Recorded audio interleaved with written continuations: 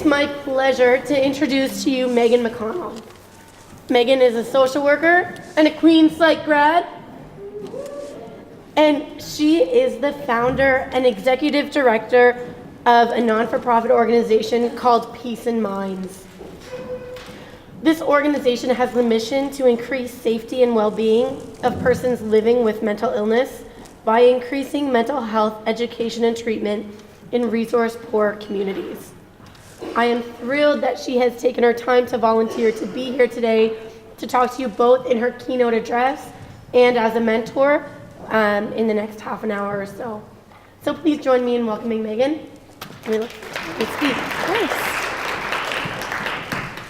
So I'm not great at standing behind a podium to talk, so I'm going to try and stand away from the podium and see if you guys can hear me at the back. There's a table at the back where a lot of people know me already, so maybe it doesn't matter. But can you hear me if I talk all the way at the back? Is that fine? Use the microphone as a speech pathologist, if you don't mind my saying. Yeah. Always better to use the microphone. But my computer's way over there. I don't know. Okay, I can do that. I just don't like being trapped behind a podium. Well, thank you for having me. Like I was introduced, my name is Maegan McConnell, and in 2010, I actually graduated with a degree from here in psychology with a minor in sociology. I have a presentation mainly so that you don't just have to stare at me for the amount of time that I talk. I was asked to talk for about half an hour. If you've ever been asked to talk about yourself for half an hour, it's super awkward to try and plan that, so bear with me. I'm going to go a little bit through kind of where I started and where I've gotten to and what the journey has been through in the middle, but I know that this day is a lot for you guys to start figuring out what you want and what you want in your future and how to get there and kind of what paths are available to you. So I just want to, if there's any questions before, during, or after, or if you think of anything that you want to talk to me afterwards, please let me know. And I have just photographs so that you can look at photographs while I talk to you. So the first thing is that every time I've been to a conference and I hear somebody talk about their career and their journey and all these things, they seem like this person that doesn't have actually a real life behind them. I went to school university for about 12 years, and so sometimes I feel like I don't have an actual life. But this is proof that I do. So I ride horses, I have a dog. Somewhere in the middle of my career journey, I became a professional scuba diver because that was more interesting than anything else at the time. And I have quite a passion for travel, which has led me to where I am now. But this is just to remind you that I'm not just a talking head, that I'm a person that you might see out on the street and have lots of other things going on. So as you're eating, and before I start talking, how many people, by a show of hands, knows exactly what they want to be when they grow up? Your hands can go higher than that. You should be damn proud of that. Okay. How many people kind of have an idea of what they want to be? Okay. How many people have no friggin' idea how to get there? It's totally fair. There's lots of people at the back who probably actually already have jobs that are still putting their hands up, so that's awesome. I'm also there. I think that's an important question to ask because it's a question I've been asked a lot of times in my career path. I'm only 30, so I'm still being asked, and I still don't know the answers to a lot of these questions. And there's something that you need to ask yourself on a regular basis. So whether you're in first year or fourth year or graduate school or you've been in your job for 10 years, you need to be figuring out, is this what you actually want? Is this what's making you happy? And if it's not, what's holding you back from getting to where you actually want to be? And that's a struggle. It's much easier to say than it is to do. But that's kind of what I've tried to base what I'm doing off of and my day-to-day, which comes with its struggles, which I'll explain.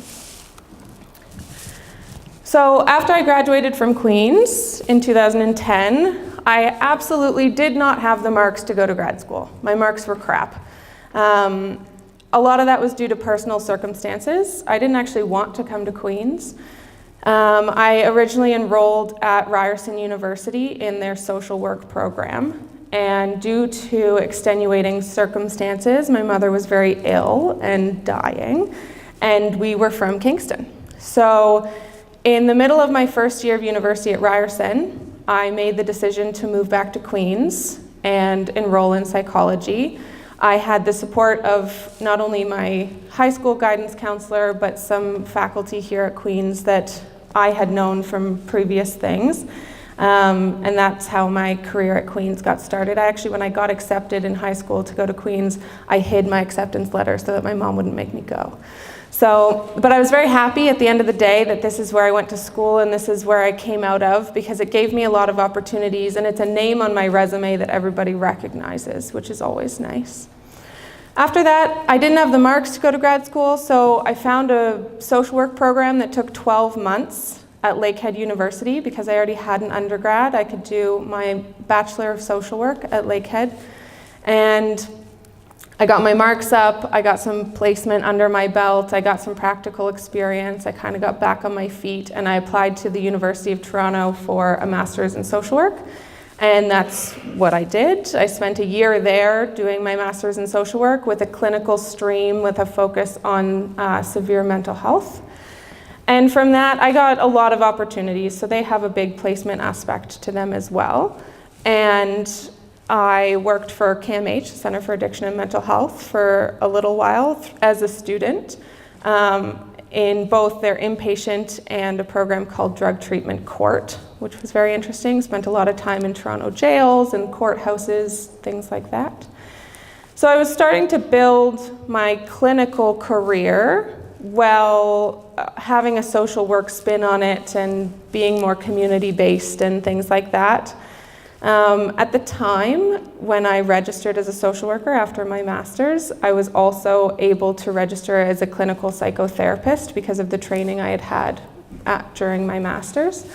So that gave me a lot of different opportunities, whether I wanted to hang my own shingle or go work for somebody else. I chose to do neither and go work or go travel instead of work and take some time to figure out what I wanted. I'd always wanted to be a social worker because when I was going through certain things, like my mother passing away, all of the people who came to support me, I thought they sucked. Whether it was therapists or social workers or doctors, I just thought they were all terrible. And I was convinced that I could do better, that if somebody needed help and somebody needed support, that I had enough life experience and I was good enough at my job that I wouldn't be that person that sucks.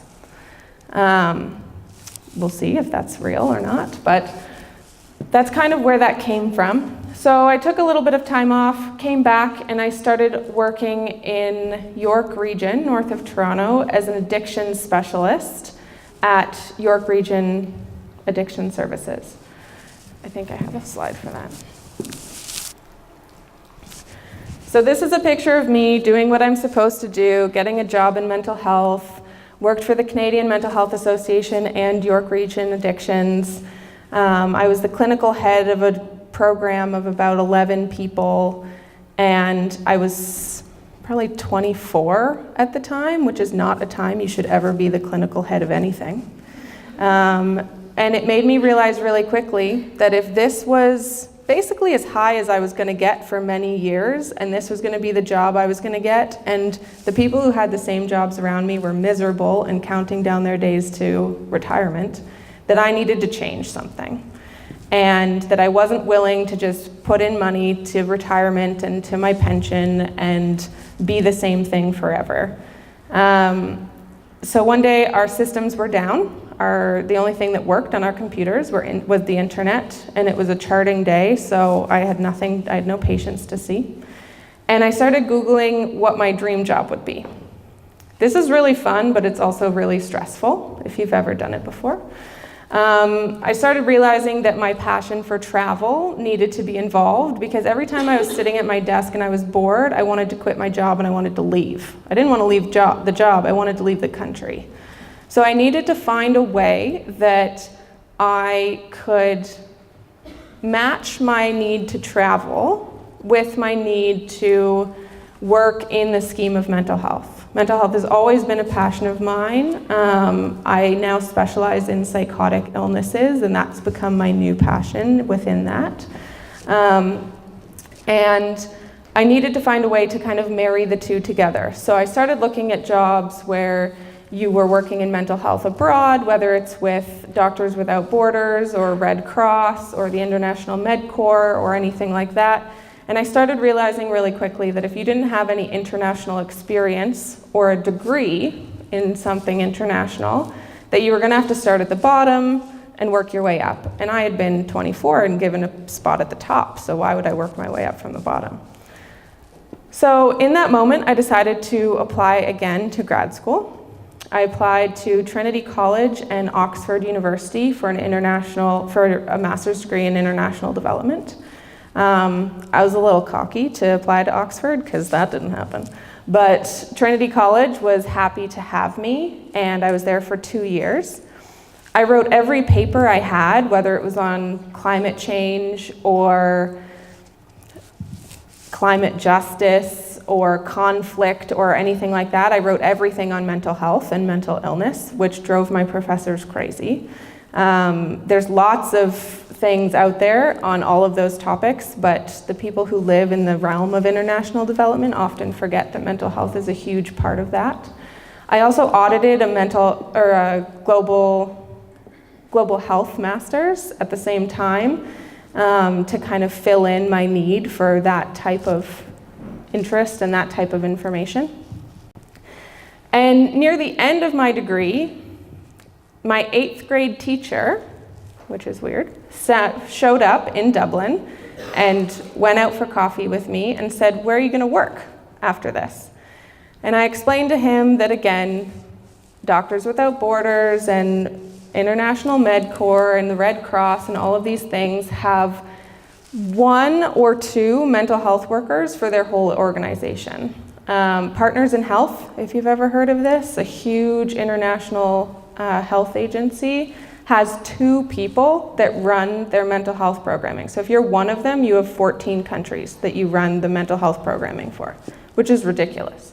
And it shows you the lack of funding and the lack of respect and the lack of interest that mental health has on that global scale. And I realized very quickly that there was not really a space for me in those organizations. I didn't believe in them enough to give them my time and my energy and move to whatever country they wanted me to move to, because to me they weren't doing enough. 2 people out of your 400-person staff to work on mental health is not good enough. So it was then indicated to me by this grade 8 teacher who had known me for a long time that probably nobody wanted to be my boss anyways. I wouldn't want to be my boss either, because I have too many opinions and too many ideas, and that maybe I should start my own thing. And he said, "Why don't you start Social Workers Without Borders or Mental Health Without Borders or all of these things?" And I kind of laughed it off and, that's a great idea, but it's kind of a pipe dream and all of these things. Went home, went for a run, vomited on my run because I was so worked up about it, because all of a sudden I realized that that was the best idea ever. And then went into this spiral of panic of, this is what I want, but who am I to be doing this? Who am I to be wanting to start an organization? Who am I to be wanting to make an impact on that level? Who am I to be wanting to run in the same stream as people who have been doing this for decades and have chosen not to go into mental health or not to make it a priority? And who am I to stand up in front of all of those people and say this should be a priority and we should have funding for this and there should be programming for this?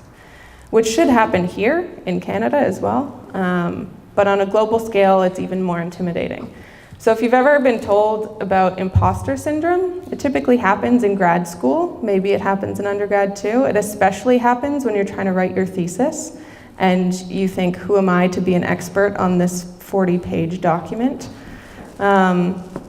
Although good news is I still feel imposter syndrome, and I was talking to Wendy Craig the other day, who's the head of your department, and she also gets imposter syndrome, so just roll with it. You got to fake it till you make it, and then it works out. So that's kind of where my journey onwards, see, I forgot about my slides. That's Trinity College. That's kind of where my journey onwards took me. So in writing my thesis, I then knew that I wanted to write something that would get me in the right room and the right spaces to make this a reality and talk to people about how to start this and what it would look like and what I would need. These pictures are from the University of Rwanda, where I lived for 4 months doing the research for my thesis. My thesis was on the treatment of psychotic illnesses in Rwanda. And it will be published next year, and it'll be the only document, only paper published on psychosis in Rwanda in any language, because they had so much trauma. Everybody does research on anxiety and depression and PTSD. Nobody's ever looked at psychosis. So I put myself in a position where I had communication and I had relationships with the psychology department in Rwanda and the Ministry of Health in Rwanda. And from there, I moved to Mexico. Oh, those are my logos. From there, I moved to Mexico and worked with other small nonprofits that were working in mental health. And this is what I thought this life would be like. This picture is really pretty. This is actually where my dog came from. That's not what life working in international mental health looks like, I can tell you that. I lived in a very remote, very small, only Spanish-speaking town with the nearest ocean being a 4-hour drive away, and we had one grocery store. And I wrote my thesis in my tiny apartment that had no air conditioning in the middle of summer in Mexico while I was working in another language in this organization to figure out how they started and what their structures were and what worked and what didn't, so that I could go home and start something myself. And everyone on Facebook thought that I was living the dream, because this is the type of pictures I would get when I would get away from for one day on the weekend. And that was absolutely not the reality of life. But it's nice when other people think your life is like that. This is just another picture from Mexico. So my point is that I didn't know how to start this. I still don't know really how I started this. And I'll explain to you what this is. But that I put myself in a position where failure was a very real possibility. And failure in Mexico felt very real because it was not fun, and I was there for over a year. But I learned so much, and I learned what I wanted and what I didn't want. And I had thought in this pipe dream that I wanted to live in a remote area where there was nothing around and I could help people on the ground and all of these things. And I realized very quickly that I'm just not that person. I'm a higher level person, I'm a big picture person, and I need to be able to work and access those types of areas that are very resource poor and more isolated, but that I can't actually live there because it's not good for me and my mental health, and it's not good for what my goals are moving forward. So we started Peace in Minds. I'll just go back to those. So the bottom left was our first logo ever, and I thought it was awesome.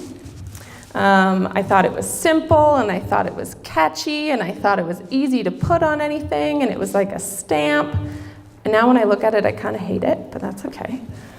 And slowly but surely, over the last couple of years, we've developed more and more. We now have logos that are in multiple languages. We have English, French, Spanish, and Arabic.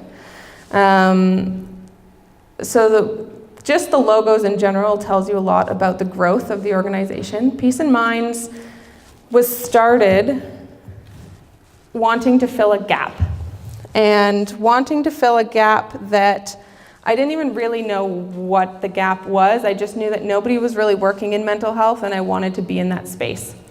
So what we do is we provide mental health education for teachers and healthcare professionals, whether it's basic mental health first aid or more specific, kind of down to the nitty-gritty of addictions and things like that, depending on what the schools want, we have psychiatrists on our team and myself who have developed curriculum for doctors and nurses and other healthcare practitioners to learn anything from basic mental health education to diagnostical criteria to treatment options in resource-poor settings. A lot of the psychiatric medications are very hard to get in resource-poor settings, and the ones that they do have access to often have very terrible side effects. So our job is also to research what are the counteracts to those side effects that they actually have access to. So instead of a prescription medication that counteracts the side effects of Haldol, we know that you can mix Benadryl and Ativan, and that will counteract some of the side effects that we're experiencing.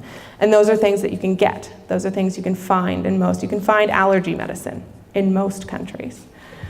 So it's been a very lengthy development, and we're still very much developing. Our psychiatrists are actually headed on Monday to Ecuador, and I have pictures from Ecuador, to continue some of the work that we started there. That's us teaching a bunch of teachers, training a bunch of teachers at one of the schools down there.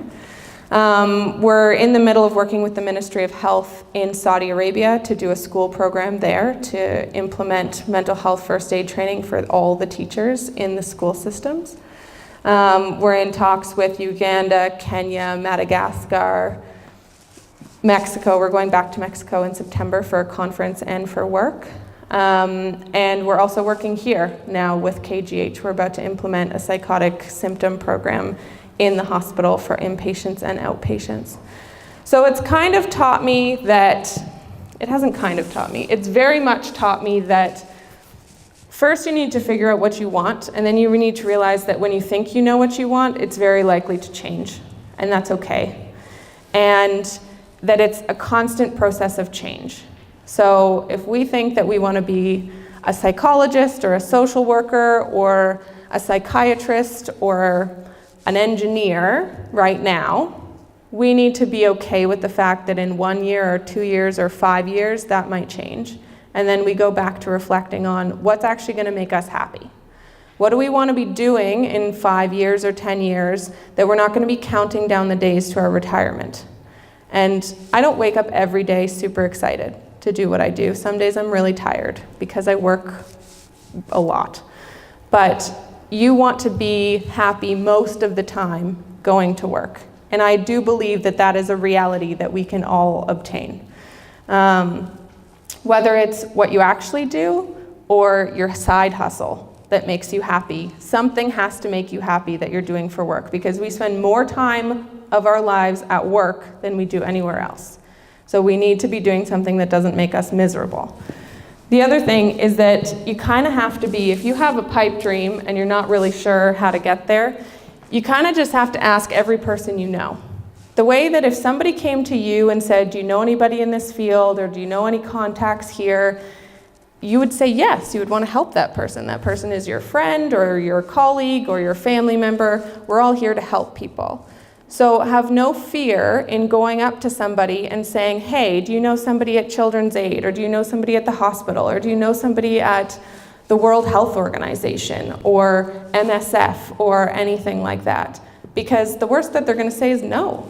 I don't know anybody there, but maybe they do, or maybe they know somebody that knows somebody. And those conversations and that communication is what's going to make you realize if that's actually what you want, and is what's going to put you in a position to actually get there and figure out what the steps are to get there. The last thing that I've learned is that I've had to become a yes person. Did I want to stand here for 30 minutes and talk about myself? That's questionable, because that's really strange.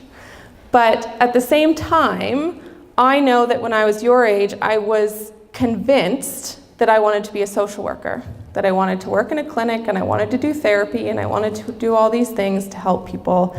And when I got there, I realized it wasn't for me. And there was no one really around to say that's okay. When I went back to school for international development, and what everyone thought was a complete career change, everyone thought I was nuts, because I had only just graduated, I had only just been in this job for a couple of years, and I hadn't given it enough time to figure out if it made me happy or not. You can figure out pretty well if you're happy. You should know yourselves pretty well. And I became a yes person to get what I wanted. I said yes to a degree that was going to get me closer to what I wanted. I said yes to moving to Rwanda or Mexico because it was going to get me closer to what I wanted.